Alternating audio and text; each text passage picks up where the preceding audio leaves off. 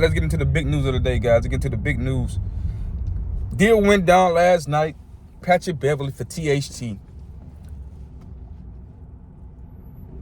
I could say, how this gonna bowl over? Listen, Patrick Beverly talks shit about Russell Westbrook and LeBron.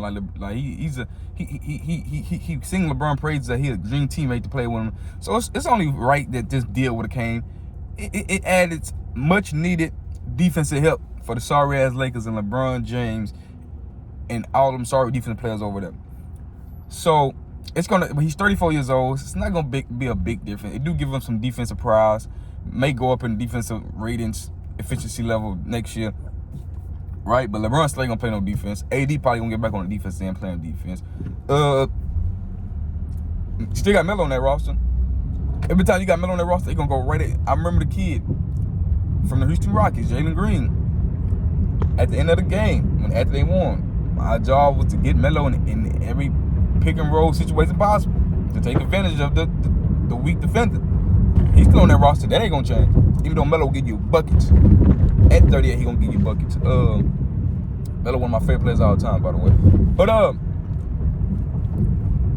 Patrick Beverly for LeBron. Patrick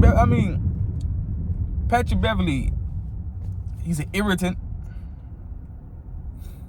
He's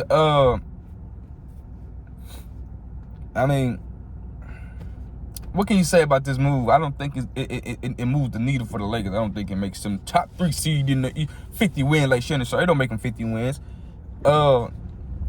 It doesn't do much. It doesn't move the needle too much. He can knock down a 3. Shannon Sharp and Skip Bayless was arguing about it this morning. Does this mean Westbrook out the door? Skip Bayless keep bringing up Westbrook had the worst year ever. Yeah, I can't see a team taking a deal for Westbrook. They're trying to get Buddy Hield and Miles Turner from Indiana. And Shannon keeps just saying, no, they want to buy him out. They're not going to keep him on to buy him out. I don't see how a team. He won his worst season ever. Did you know he averaged 18 points, 7 rebounds, 7 assists as a point guard? How many of y'all guys know that Kobe Bryant never had, for one, a point guard, neither off guard or a perimeter player to average 18 points in his whole entire career? I mean, Kobe Bryant won a championship with a guy who average 18 points a game. I ain't even gonna say too much about it. Maybe they finna retire his jersey number this March. Kobe won a championship with just his second leading scorer, averaging 18 points a game, and Westbrook averaged 18 and 7 last year. And the media, Skip Punk Bayless, keep on trying to belittle Russell Westbrook so that Shannon Sharp and all other the LeBron James stands in the media that wanna say he had one of his worst. He did what he did for his whole career, shooting the ball wide. His points production went down, assist production went down. You know why? Because LeBron James on the roster want to average 30 points. And you know why? THT had once upon a time on TNT had a 40+ point game, can get buckets. But you know why? THT was going to be a starter in this league, could possibly be a star in this league. Utah Jazz is happy for that move to get rid of 30-year-old Patrick Beverly. THT can go get you 40 when he get hot. Same thing with Carl Kuzma's go get you 40 when he get hot. But you know what? They can get hot or play great with LeBron James. How many guys they gonna ship out that can play with LeBron James? Because LeBron James take all the energy, the oxygen, not in the room, but on the court. Why all these young, terrific, talented players, Brandon Ingram beat him, all swept the Lakers all 4 or 3 times they played them last year, had to beat them in a pivotal game to get in the play-in. And that's the guy LeBron James traded to get him out of town for Anthony Davis. Well, we ain't gonna mention that. We ain't gonna mention all this great young talent. We know about the great all-star Hall of Fame talent LeBron messed up, but all this great young talent, even the Hall of Fame talent of Russell Westbrook, we didn't see his prowess because LeBron wanted to average 30 and have 6 assists and have the ball in the same ball hogging. And we want to talk about Russell Westbrook had a bad year. No, his usage rate went down. A guy like him need a high usage rate to get the most effectiveness, productivity out of him. When he had to have a high usage rate, LeBron still have a high usage rate. At age 37, it's talk that Darren Harden, the Lakers coach, wanted to run the offense through Anthony Davis, which I think it should. You run the offense through Anthony Davis, he can post up, he can face up.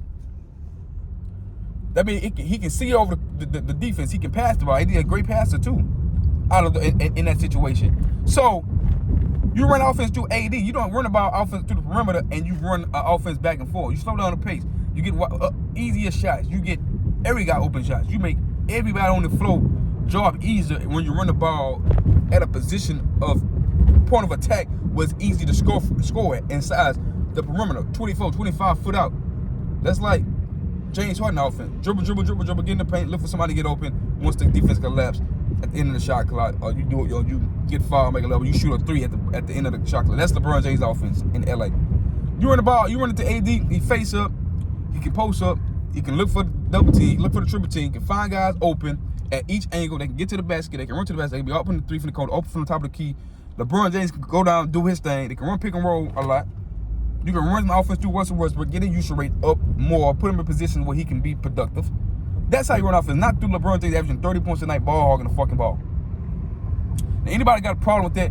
Now tell me that. Now Patrick Beverly's gonna come in, he's gonna do his job. He's gonna be a defensive prize. He's 34. He can't move how he used to move, but he's gonna be the best. He's gonna be the best defensive player on that team. I tell you that right now. And he can knock down threes occasionally, especially in that corner. He can put the ball on the floor occasionally.